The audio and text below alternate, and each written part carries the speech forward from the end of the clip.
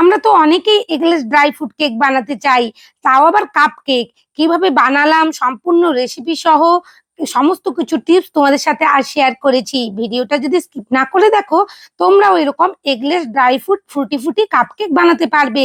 ছোট বাচ্চাদের জন্য থেকে শুরু করে নিজেদের টিফিনে সমস্ত জায়গায় তোমরা এটা ক্যারি করতে পারবে। দেখো, প্রথমেই আমি কাপ লাইনার গুলো রেডি করে নিচ্ছি। এই কাজটা কিন্তু প্রথমেই করে নিতে হবে।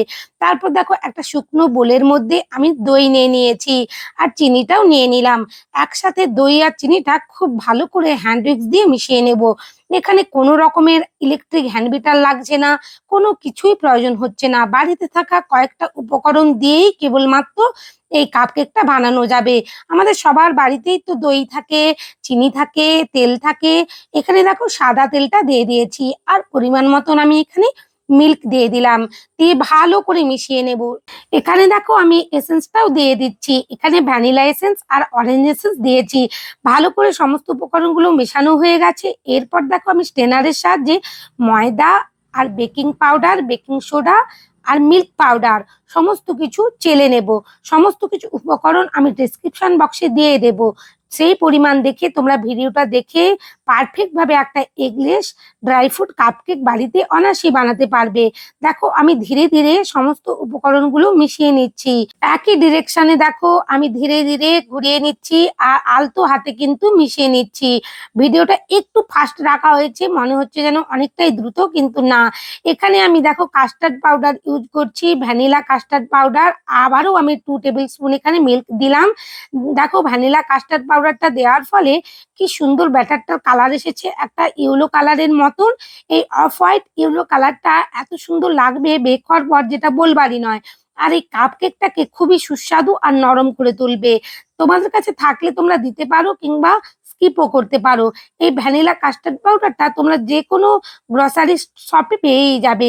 দেখো, আমার খুব সুন্দরভাবে রেডি হয়ে গেছে ব্যাটারটা। এই পর্যায়ে আমি ছোট ছোট করে আমন্ড আর কাজু বাদাম কুচি করে রেখেছিলাম, সেটাই পরিমাণ মতন দিয়ে দিয়েছি। এখানে ভালো করে মিশিয়ে নিয়েছি।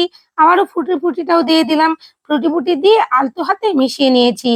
এরপর দেখো, আমি আগে থেকে যে কাপ লাইনারটা রেডি করে রেখেছিলাম তার মধ্যে একটা হাতার সাহায্যে পরিমাণ মতন ব্যাটার দেব। বেশি করে আবার দেব না, তাহলে কিন্তু বেক হওয়ার সময় উপচে পড়ে যাবে।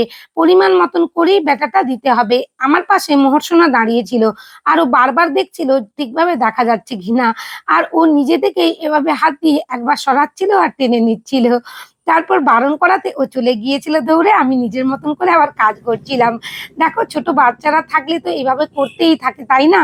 দেখো, ধীরে ধীরে এখানে খুব সুন্দর করে প্রত্যেকটা কাপই আমি ভরে নিয়েছি। যেই কাপগুলোতে কম ব্যাটার মনে হচ্ছিল আমি আরেকটু করে দিয়ে দিচ্ছি, নালে বেক হওয়ার সময় অনেকটাই ফাঁকা থাকবে আর দেখতে ভালো লাগবে না। উপর থেকে দেখো আমি একটু ফ্রুটি ফুটি ছড়িয়ে দিচ্ছি, যাতে দেখতে ভালো লাগে। তোমরা এখানে কাজু বাদাম কিশমিশ যে কোনো ড্রাই ফ্রুট উপর থেকে গার্নিশিং এর জন্য ইউজ করতে পারো। খুব ভালো লাগছিল দেখতে। বেক হওয়ার পর এই ফ্রুটি ফুটি গুলো আরো কালারফুল হয়ে যাচ্ছিল। দেখো, আমি কেবলমাত্র 25 মিনিটের জন্য বেক করে নিয়ে এসেছি।